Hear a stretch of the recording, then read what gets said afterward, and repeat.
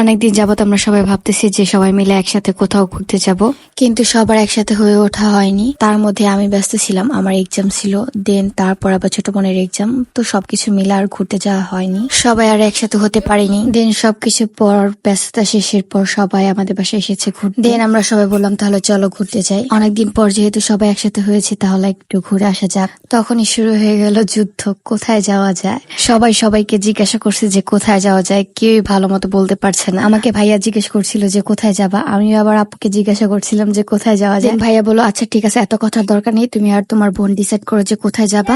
দেন আমি আর আপু অনেকক্ষণ ভাবতেছিলাম যে কোথায় যাওয়া যায়। কোনো জায়গায় তেমন ভাবে ভালো লাগতেছিল না, আর কাছে যে জায়গাগুলো আছে সবগুলো মোটামুটি প্রতিদিনই দেখা হয়, তাই আর কাছের ওইগুলো যাই। দেন ফাইনালি আমি আর আপু সিলেক্ট করলাম যে মইনুর যাওয়া যায়। হ্যালো, আসসালামু আলাইকুম। সবাই কেমন আছেন? আশা করি সবাই অনেক অনেক ভালো আছেন। আমি অনেক অনেক ভালো আছি। সবাই অনেক ভেবেচিন্তে ডিসিশন নেওয়া হলো যে আমরা এখন মইনুর যাব। দেন সবাই নিজের মতো রেডি হয়ে নিলাম আর বেরিয়ে পড়লাম। বাসা থেকে বের হয়ে আমরা একটা রিক্সা নিয়ে নিলাম। সেই দিনটা বাইরে অনেক রোদ ছিল, একটু মেঘলা মেঘলা বৃষ্টি বৃষ্টি ওয়েদার থাকলে খুব ভালো হতো। এন্ড প্রচন্ড গরমও ছিল, যেমন রোদ তেমন গরম। বাট যতই গরম থাকুক যতই রোদ থাকুক ঘুরতে তো যেতেই হবে। সেই দিন আপু আর ভাইয়া পাঞ্জাবি আর শাড়ি পরেছিল আর আমি ড্রেস পরেছিলাম। আমিও শাড়ি পরতে চেয়েছিলাম, বাট শাড়ি পরার যাবতীয় জিনিস আমার কাছে ছিল না। আমার কোনো কিছু আমার লাগে না, আপুর গুলা পড়তে হয়, তাই আপুর সবকিছু ছিল আপুদের বাসায়। তাই এত প্যারা না নিয়ে আমি ড্রেস পরে ফ্রি শর্ট কাটি। দেন আমরা রিক্সা থেকে নেমে একটা অটো নিয়ে নিলাম। ফার্স্টে ভেবেছিলাম যে রিক্সায় যাবো পুরোটা রাস্তা, বিকজ অটোর থেকে রিক্সা বেটার, বাট কোনো রিক্সায় যাচ্ছিল না। যাদেরকে বলা হচ্ছিল বলছিল যে না এত দূর যাবে না। দেন কোনো উপায় না পেয়ে আমরা অটোতেই যাই।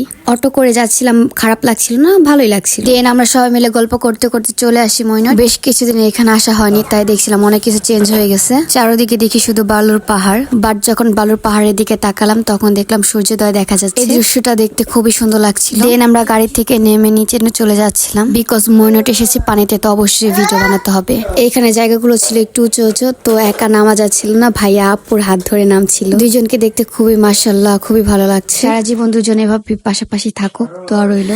আমি আর কি করব, আমার তো কেউ নেই, তাই আমি একা একা সুন্দর করে নেমে যাচ্ছিলাম আস্তে আস্তে, যাতে পড়ে না যায়, কারণ আমি পড়ে গেলে আমাকে ধরার কেউ নাই। মনে মনে ভাবছিলাম সময় মতো বিয়েটা হয়ে গেলে আমারও একজন থাকতো এখন ধরার জন্য। বাট এবার কেউ এটা সিরিয়াসলি নিও না, জাস্ট আমি যোগ করেছি এই বিষয়টা। দেন আমরা টুকটুক করে হেঁটে সবাই মিলে চলে গেলাম এই নদীর সাইড। এখানটা প্রচুর বাতাস ছিল আর পানিটা ছিল অসাধারণ। পানি সূর্য বাতাস তিনটা কম্বিনেশনটা ছিল খুবই দারুণ।